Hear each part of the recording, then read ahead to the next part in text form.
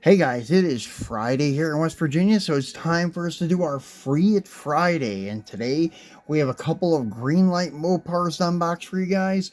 One is a brand new release, and one is a release probably from a couple years back.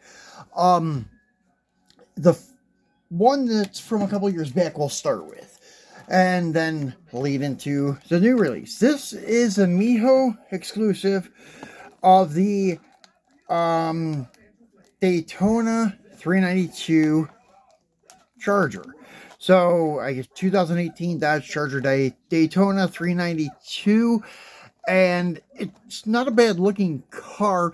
The reason I finally picked this up, I was debating on this one for a while because I'm trying to get enough modern Mopars to lay out my Dodge dealership with all new stuff to kind of do a what if scenario. What if Mr. Norm was still in business and he had Grant Spalding Dodge with all these new high output Mopars, what it would look like and how it would be. So hopefully I can do a video on that in a month or so, maybe around Christmas, with a bunch of modern Mopars surrounding the dealership. And this is going to be one of them.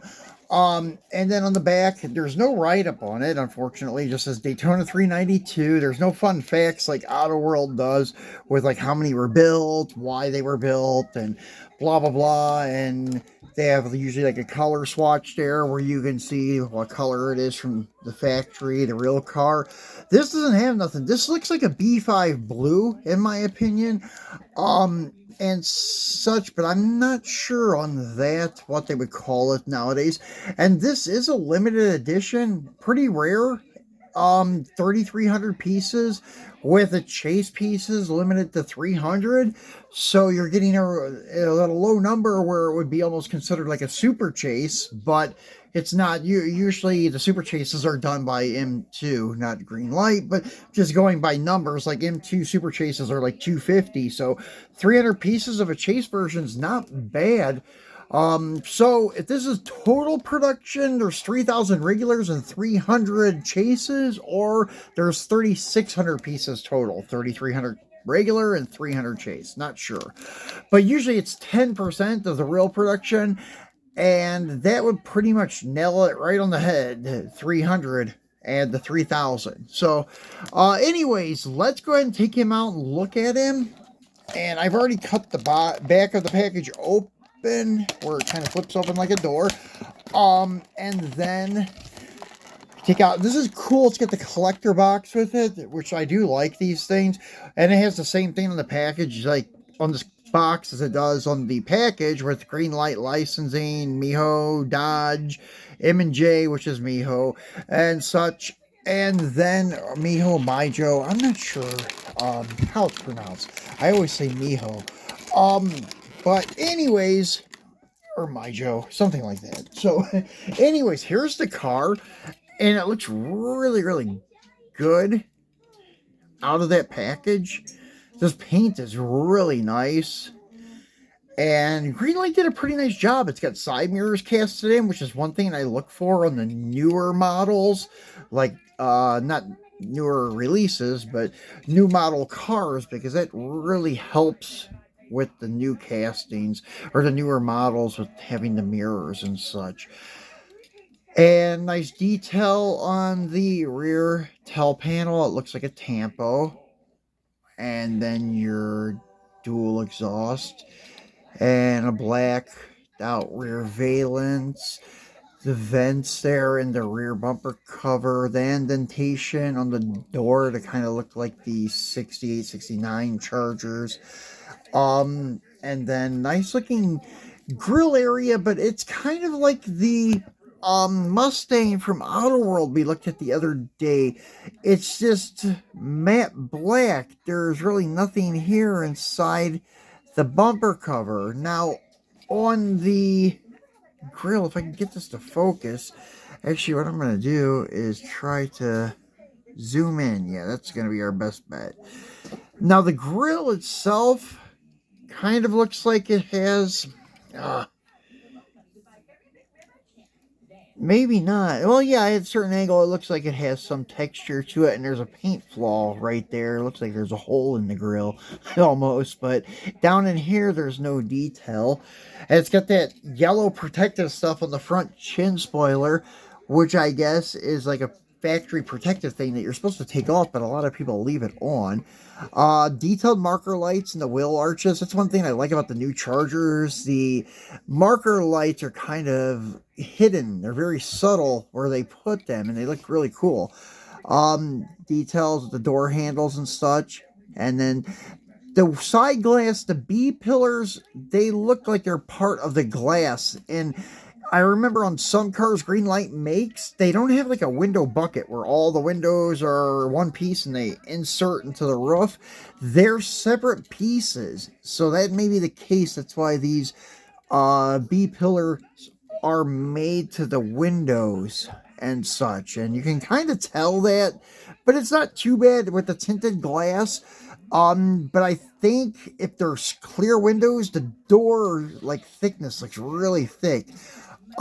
So not sure on that, but dashes there, your parked wipers, and let's look under the hood. The hood opens really easily, which is nice. I do appreciate that. The motor's slightly detailed, but yeah, what I want to do with this, and you're probably gonna already guess, I'm gonna do a comparison of the Greenlight modern Charger to the Auto World modern Charger.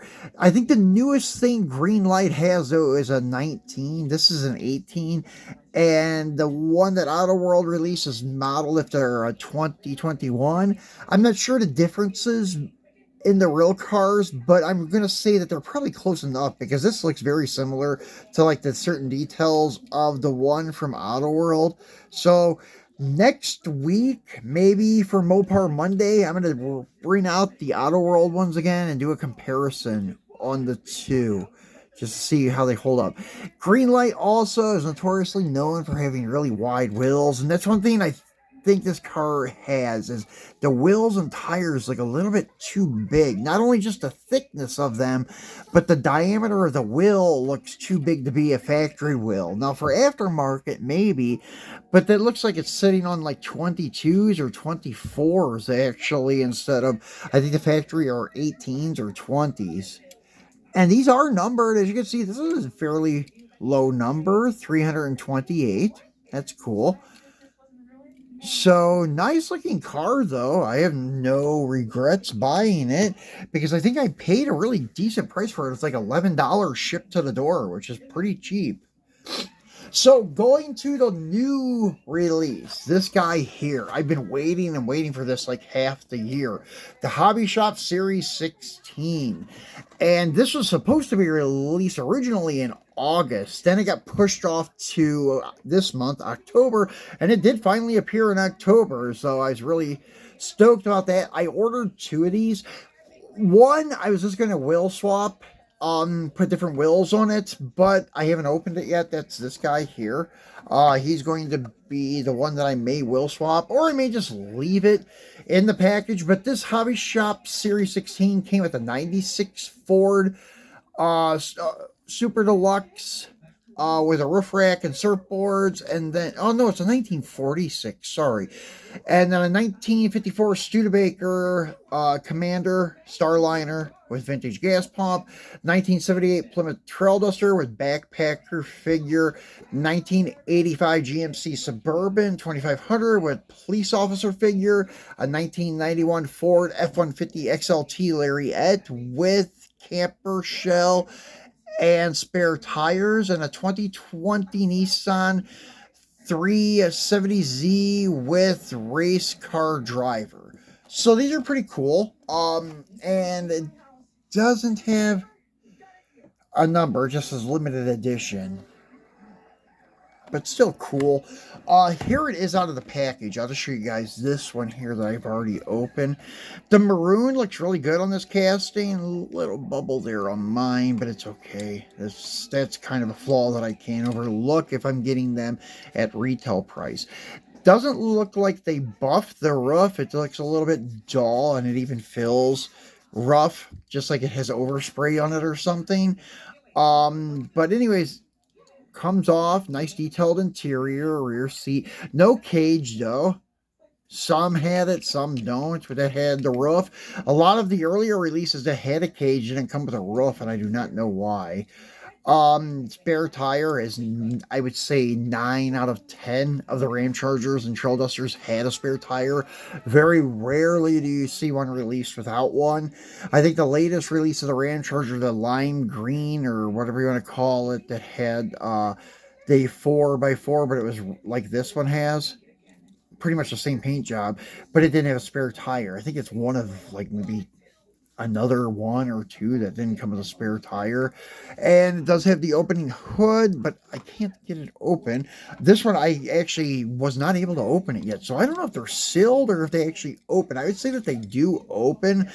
I guess Greenlight, usually if they made a casting with an opening hood, it's going to open. But these are really nice. This is the only company I know of that's making these. I'm hoping, I got my fingers crossed, that M2 is going to release a Ram Charger Trailduster model for us, since they did the 72 to 80 style adventure and power wagons.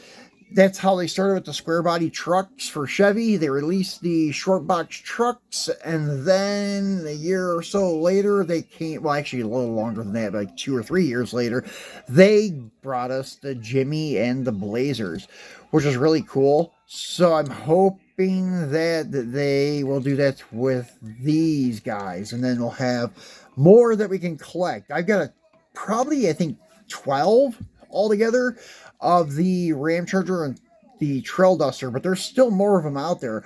I would say that they probably made 16 or 17 different models mixed with Trailduster and Ram Charger. The most would be the Ram Charger. The Trailduster, they didn't make many of. I think there's like 5 or 6 different ones. I got this one and the one from the Route 66 box set, and that's it. The Traildusters are a little harder to find and a little more expensive when you do find them.